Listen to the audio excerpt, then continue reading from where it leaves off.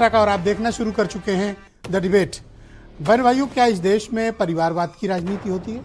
क्या फैमिली को आगे बढ़ाया जाता है राजनीति में? जवाब है हाँ। तो अगला सवाल होगा कि कौन कर रहा है?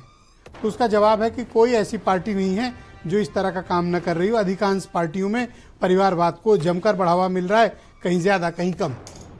तो क्या परिवारवाद की वजह से डेमोक्रेसी स्ट्रेंथन हो रही है या फिर कमजोर हो रही है?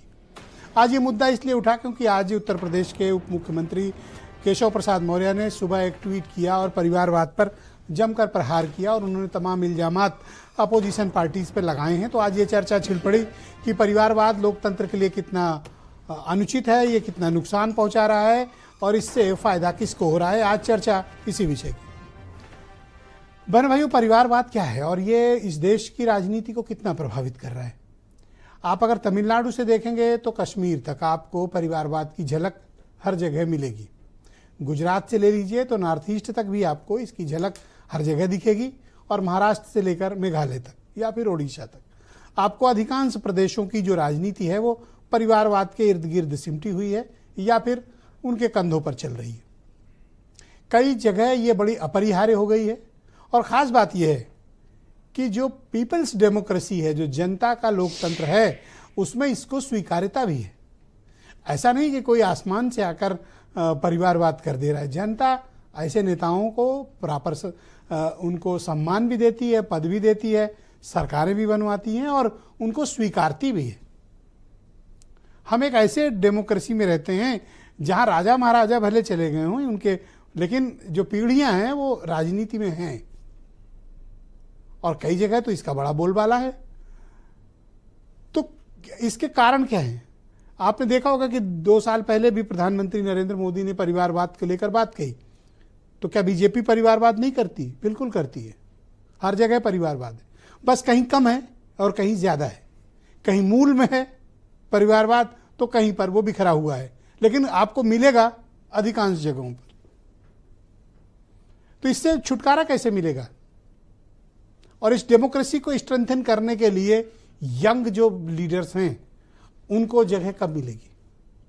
बहन भाइयों, इस देश में एस्पिरेशनल यूथ की बहुत दरकार है। जो लीडरशिप में उन्हें संसदीय प्रक्रिया में सम्मिलित होना चाहिए। बहुत से लोग कहते हैं हम तो जॉब करेंगे, बिजनेस करेंगे, राजनीति गलत लोगों के लिए होती है। जब आप राजनीति को गलत लोगों के लिए छोड़ेंगे तो जाहिर सी बात है गलत लोग आएंगे। इसलिए मैं तो कहता हूं कोई अधिकांश लोग जिनका थोड़ा बहुत भी जिंदगी चलने भर का प्रबंध है, उन्हें राजनीति करनी चाहिए, राजनीति की मुख्य धारा में सम्मिलित होना चाहिए और फिर जो उनके मन में विजन है, बदलाव की बातें हैं, उनको लागू करके दिखाना चाहिए जब भी अवसर मिले। अवसर कब मिलेगा? जब इन पॉलिटिकल पार्टीज पर यंग एस्पिरेशनल लीडर्स का दबाव होगा, फोर्स होगी कि वो आने के लिए बेताब हैं, अपनी भूमिका का निर्वहन करने के लिए बेताब हैं। ये सब बातें एक आइडल डेमोक्रेसी में चलती हैं। अमेरिका में भी परिवारवाद है, ऐसा नहीं कि वहां नहीं है, वहां भी है। कई आप देखे होंगे तो राष्ट्रपतियों के परिवार के लोग भी बने, 2-2 जनरेशंस बनी। तो इससे छुटकारा कैसे मिले?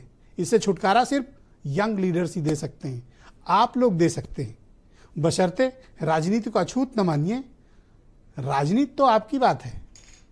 अगर समाज को बदलने का आपका संकल्प है तो मैं तो निश्चित सलाह दूंगा कि आप सबको राजनीति करनी चाहिए उन्हें, लेकिन जिनके पास खाने भर के अवसर हैं, अपना घर चलाने के अवसर हैं। ऐसा भी ना हो कि घर फूंक कर तमाशा देखिए। पहले स्वयं का प्रबंध करिए, परिवार का प्रबंध करिए और अगर तब इस बात की अनुमति आपको मन करे तो जरूर राजनीति करिए।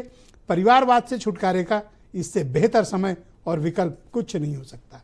कुछ स्टेटमेंट फिर आज की डिबेट। मैं स्पष्ट कहना चाहता हूं कि जो परिवारवाद की राजनीति करते हैं वो परिवार का भला करते हैं। श्री अखिलेश यादव जी का पीडीए फर्जी है, परिवार डेवलपमेंट एजेंसी है और श्रीमती सोनिया गांधी जी के बेटा बेटी के साथ अगर संसद में मौजूदगी है तो क्या पार्टी चलाएंगे? पार्टी के माध्यम से क्या देश चलाएंगे? कुर्सी पर बैठे माननीय उप मुख्यमंत्री पद का गरिमा ध्यान न रखकर ये रोज आकर उठकर उनको कोई बेचारे की उनकी कुर्सी बची हुई है सिर्फ इसलिए कि कुछ न कुछ लिखते रहे। अरे उप मुख्यमंत्री हो, कम से कम शब्दों की गरिमा, कम से कम अपने पद की गरिमा रखो और रोज ये बता दो कि आज आपने उप मुख्यमंत्री के रूप में क्या काम किया। देखिए, मैं इतना कहूँगा कि केशव मौर्य जी पहले अपनी पार्टी को देखें। पार्टी में पूरा परिवारवाद भरा हुआ है। उत्तर प्रदेश के अंदर ही आप देख लीजिए, तमाम ऐसे चेहरे हैं। कल्याण सिंह के लड़के राजवीर सिंह सांसद थे। राजवीर सिंह का लड़का संदीप सिंह होम मंत्री है। यूपी की बात कर रहा हूँ, तीसरी पीढ़ी है। इसका भी जवाब जरा केशव मौर्य से ले लीजिए।